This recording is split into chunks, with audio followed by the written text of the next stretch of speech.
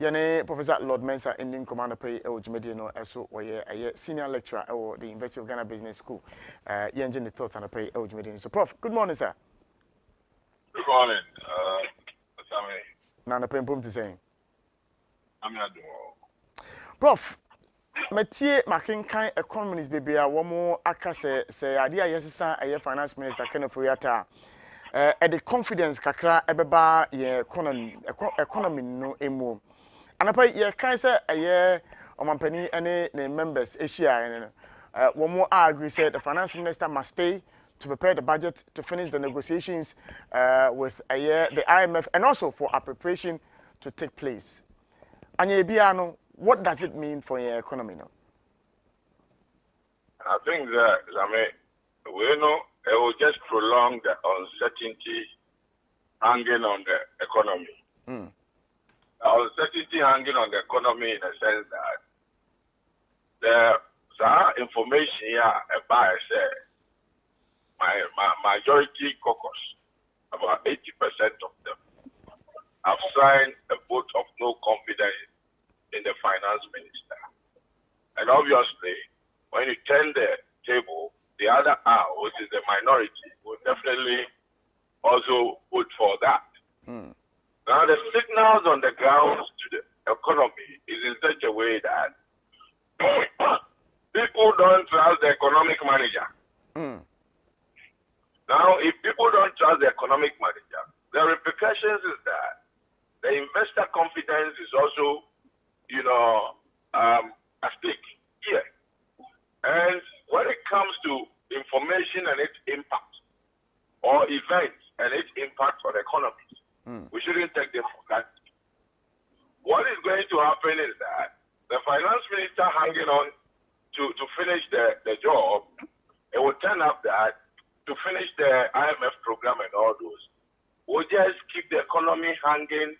People will not be certain on what is going to happen in the next few months. And as a result of that, we're going to have problems with decision making.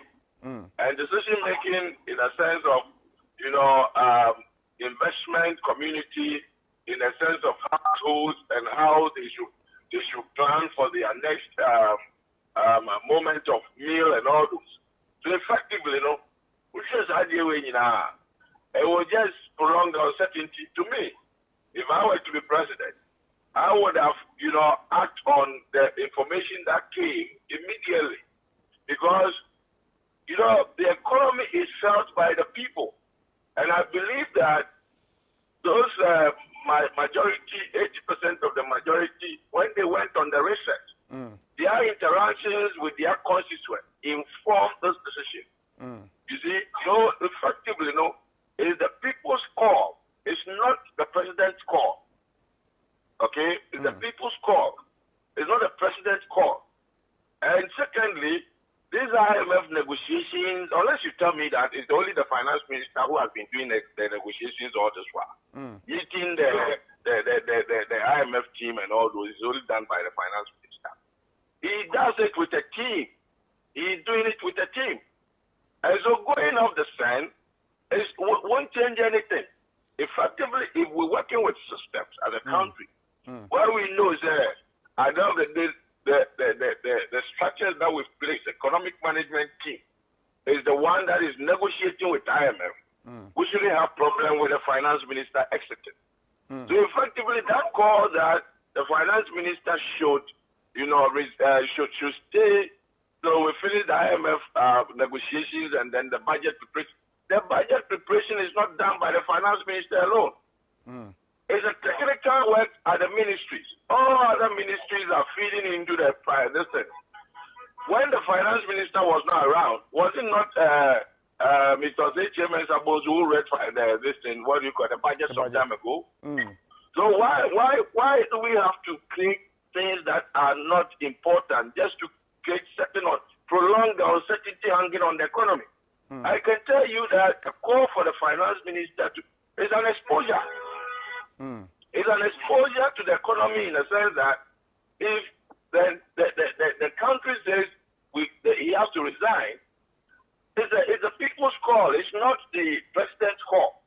So for me, that's just an excuse to keep the person there, maybe to find a way to cover up some things or not. If you want management substance, so effectively the structures that we have is where if it's working, then we don't need the finance minister as a person. All right. The structures are there. So if he exits, we should be fine. All right. Maybe it's a final question. IMF program, as much as that the IMF has given us indications, they will try and expedite the process as much as possible. No? What's the window we have to complete it? I mean, I'm not seeing that thing happening any moment from now, because at the point where we started engaging the IMF, we were not ready. You see, IMF will never give you a program when you are distressed. And looking at the situation on the ground, having been downgraded and having access to the international market becoming difficult and all those, it means you were distressed. And being distressed, IMF will not come and give you 3 billion. So put it in your to support your balance of payment. No, that 3 billion will go and pay your debt. IMF is waiting for you to negotiate with your creditors, for them to accept your proposal. Then they know very well that you have certain free space, in which if they come and give you the money or whatever facility they will give you, it will project the country, or will place the country to a level where the country will be able to pay for its debt by itself. IMF's money does not pay for debt. So effectively, we were not ready when we started, calling the IMF. But the affairs this year, the country wasn't prepared. You see the 5-member committee that has been set up, the economic management team meetings that they are having now, the Bank of Ghana meeting the banks. That thing was supposed to be done somewhere June, way back. So that, at least IMF will understand that we ourselves, we do accept that we are in what? We are in distress. And as a result of that, we are preparing the grounds, okay, to free up some fiscal space. And as a result of that, when they come and give us, I'm discovering here, you I feel I have prepared grounds for IMF. And, this budget that we're going to reach somewhere in next month, the budget will send a signal.